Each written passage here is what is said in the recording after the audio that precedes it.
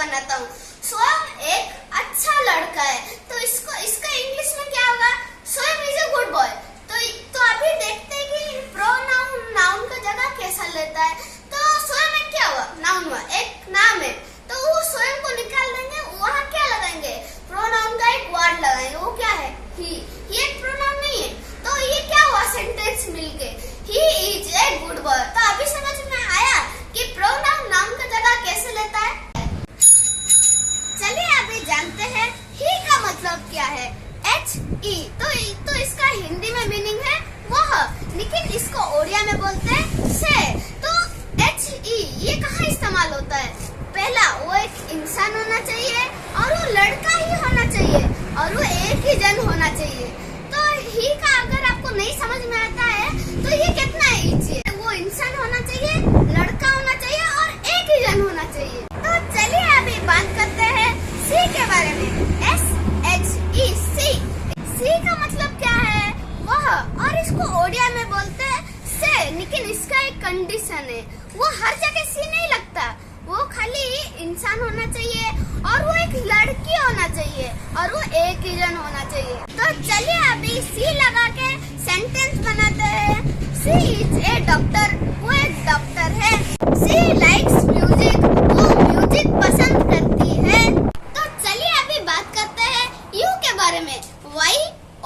YOU, तो इसका हिंदी का मीनिंग है तुम, तुम्हें, तुम्हारे। तो इसका ओडिया में मीनिंग है तू, तुम्हें, तुम्हारो। तो यू कहाँ यूज होता है? वो सामने वाले के लिए बोला जाता है। चलिए यू लगा के कुछ सेंटेंस बनाते हैं। यू आर वेरी स्मार्ट, तुम बहुत स्मार्ट हो और यू कैन डू इट, तुम ये काम कर सकते हो। तो चलिए अभी बात करते हैं। अभी तो यू का बारी गया, अभी आ रहा है WE का बारी। WE इसका मतलब क्या है? हम, हमारे। WE ये कहाँ लगता है? ये एक से ज्यादा जन को बोलने के लिए वी का इस्तेमाल होता है। चलिए वी लगा के कुछ सेंटेंस बनाते हैं। We are going to the park, तो इसमें वी क्या है? हम बहुत लोग जा रहे हैं, एक जन नहीं तो दो जन, एक जन के लिए नहीं लगेगा, 3 4 जन 5 जन, ऐसे बहुत सारे जन के लिए वी का इस्तेमाल होता है। चलो दूसरा sentence, we will help you, हम तुम्हारा मदद करेंगे। तो इतना तो समझ में आ गया रहेगा, ही, सी, यू, वी। तो इसका मीनिंग भी समझ में आया कि नहीं? तो अगर नहीं आया रहेगा तो वापस ये करके आप देख सकते। तो चलिए अभी आगे का बात करते। आइए अभी जानते हैं दे के बारे में।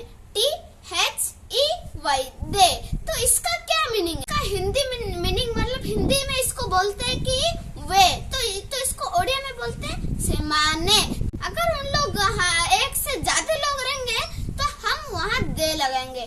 चलिए दे को लगा के कुछ सेंटेंस बनाते हैं। दे आर प्लेइंग क्रिकेट, वे लोग क्रिकेट खेल रहे हैं। इसका ओडिया का है सेमाने क्रिकेट खेलुछंती। दूसरा sentence, they will come tomorrow, उन लोग कल आएंगे, सेमाने काली आसिबे। चलिए अभी बात करते हैं इट के बारे में। ये कहाँ इस्तेमाल होता है और इसका हिंदी मीनिंग है यह और इसका ओडिया मीनिंग है एहा। तो ये कहाँ इस्तेमाल होता है? कौन सा भी मौसम को बताने के लिए, जैसे कि आज बहुत गर्मी है, बहुत ठंडी है, बहुत बारिश हो रहा है, तो और हम ये बताया गया है कि हम जानवर को भी इट का इस्तेमाल लगा सकते हैं, इट का इस्तेमाल कर सकते हैं। और कौन सा बेजान चीज के लिए हम इट का इस्तेमाल कर सकते हैं, जैसे कि ड्रम हो गया, फ्रिज हो गया, बल्ब हो गया, ये सब बेजान चीज है ना, इसका क्या जाने? ये इट को लगा के कुछ सेंटेंस बनाते हैं। इट इज रेनिंग, मतलब अभी बारिश हो रहा है। इट लुक्स वेरी ब्यूटीफुल, इसका लुक बहुत अच्छा है, ये बहुत अच्छा दिखता है। अभी बात करते हैं THIS दिस के बारे में। तो ये दिस कहाँ लगेगा? इसका हिंदी मीनिंग है यह, सेम है, लेकिन इट का तरीका अलग है और दिस का तरीका अलग है और इसका ओडिया मीनिंग भी सेम है, एहा। तो ये कहाँ लगता है दिस? मैं आपको अभी बताता हूँ। दिस कहाँ लगता है? वो आपके पास में रहना चाहिए और वो रहना चाहिए। जैसे कि वो है, आप वहाँ जाके भी छू सकते हो, वहाँ दिस लगेगा। आप यहाँ बैठ के भी छू सकते हो, जैसे मैं ये दीवार ये छू सकता हूँ, यहाँ दिस लगेगा। चलिए दिस लगा के कुछ सेंटेंस बनाते हैं। दिस इज माई बुक, ये मेरा बुक है। तो ये मैं जाके भी छू सकता हूँ, नहीं तो यहाँ रह के भी छू सकता हूँ अगर पास में रहेगा। आपस सेंटेंस और एक सेंटेंस देखते हैं। दिस इज माई अम्ब्रेला, वो मेरा अम्ब्रेला है, वो मैं जाके भी छू सकता हूँ, पास में रहेगा तो ऐसे भी छू सकता हूँ। चलिए अभी जानते हैं THAT डेट के बारे में। इसका हिंदी मीनिंग है वह और इसका ओडिया मीनिंग है ताहा। तो चलिए अभी बात करते हैं ये कहाँ लगता है। इंसान ना कोई वस्तु ना कोई जानवर, वो छू नहीं सकते हो, खाली इशारे में दिखा सकते हो और बोल सकते हो। वो आपसे दूर रहेगा, आप इशारे में बोल सकते हो। चलिए कुछ सेंटेंस में समझते हैं।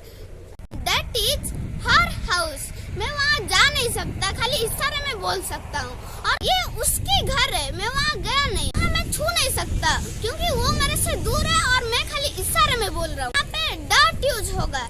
तो चलिए अभी बात करते हैं THE द के बारे में। आप सोचोगे दैट मतलब भी वो और द मतलब भी वो, आप कंफ्यूज हो गए रहेगा ना। कोई नहीं, मैं बता देता हूँ, कंफ्यूज होने की कोई दिक्कत नहीं है। मैं बोला था डॉट कहाँ पे लगेगा, सोचो थोड़ा सोचो। मैं बता देता हूँ, वो आपके सामने रहेगा। देखो वो कैमरा है, वो मेरे पास है लेकिन मैं उसको छू नहीं सकता और जाके भी नहीं छू पाऊंगा। और द कहाँ लगेगा, द यहाँ लगेगा कि वो आप मन में सोचते रहोगे, इमेजिनेशन करते रहोगे, ठीक है। तो जैसे कि मैं वो कैमरा खरीदूंगा, बहुत पहले देखा था, मैं वो खरीदूंगा, वो कैमरा खरीदूंगा। सोचो इसका इंग्लिश का मीनिंग क्या होगा, I will take the camera। इसका ओडिया का मीनिंग है मुंह से कैमरा को किनी भी, द आ गया यार, क्या द आ गया। तो ये क्या इमेजिनेशन कर रहे हो, सोच रहे हो, आप मन में सोच रहे हो। वो कैमरा आपके सामने नहीं है, आप खाली सोच रहे हो, इमेजिनेशन कर रहे हो, इसलिए द लगा। आप समझ में आया, पूरा आसान है भाई। चलो अभी डट लगा के देखते हैं। I will take that camera. देखो ये मेरे सामने है कैमरा, मैं ये कैमरा लूंगा। तो ऐसे ही द कहाँ लगता है और डट कहाँ लगता है, अभी समझ में आया पूरा। तो चलो अभी बात करते हैं ONE के बारे में। तो आपको पता ही रहेगा, सबको पता रहेगा, खाली आपको ही नहीं, सबको पता रहेगा कि वन का मतलब तो एक ही होता है। हाँ, तो इसका हिंदी मीनिंग भी एक है और इसका ओडिया मीनिंग है गोटिए, यानी कि जड़े। चलो इसका सेंटेंस बनाते हैं। वन कैन कम हियर, कोई एक जन आओ।